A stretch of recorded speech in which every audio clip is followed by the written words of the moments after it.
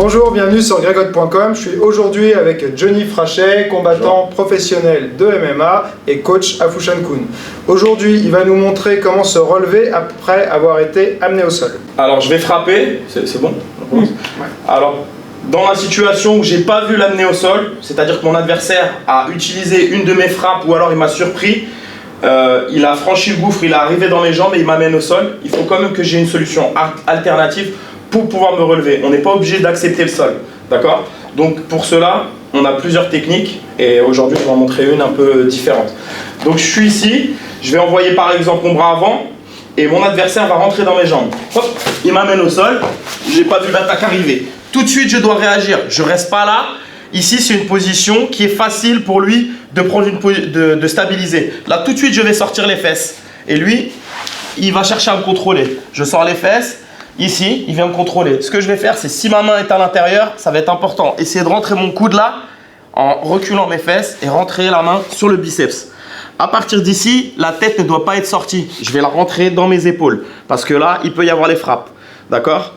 Je vais sortir les fesses, m'éloigner et protéger ma tête avec mon épaule. Mon adversaire, il a deux choix. Soit me frapper, soit essayer de me maintenir. Alors, s'il essaie de me frapper, il me donne de l'espace. S'il essaie de me maintenir, j'ouvre le genou gauche et je sors ma jambe droite. Ou alors la jambe qui est au sol. Voilà, ici. Vous voyez l'arche qui est formée entre mon corps et son corps. Ça me permet de me relever. Il ne faut pas que j'attende longtemps. J'ai créé un écart en reculant ma jambe gauche. Maintenant, je me relève avec un double contrôle d'avant-bras ou de poignet. Surtout, je dois toujours contrôler avec les deux mains. Je me relève. Lui va continuer à me suivre. Je rentre la main en underhook. Et là, je viens chercher mon contrôle. Ok? Donc maintenant la technique un peu plus accélérée, on peut pas, il faut suivre les principes, les grandes lignes de la technique. C'est surtout sortir les fesses, maintenir l'espace entre mon adversaire et moi et garder le double contrôle d'avant-bras jusqu'à la fin et occuper l'espace tout de suite avant de prendre un genou ou qui replonge dans mes jambes.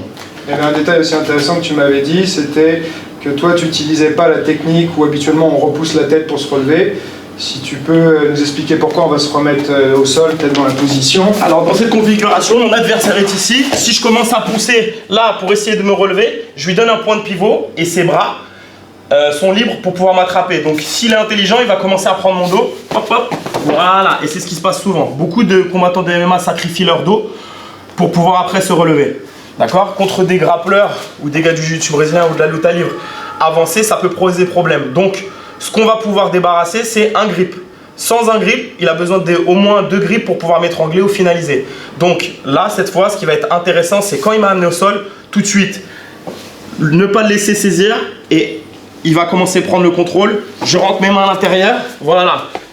Je recule, crée de l'espace, double contrôle de poignet et je cherche à me relever.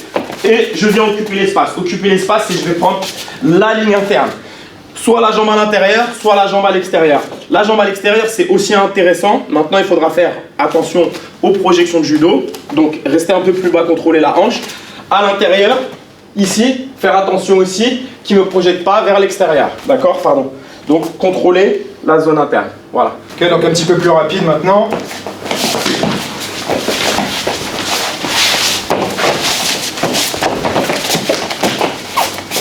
Une technique importante en MMA, surtout que là ça protège à la fois des percussions au sol et des tentatives de soumission ou de contrôle.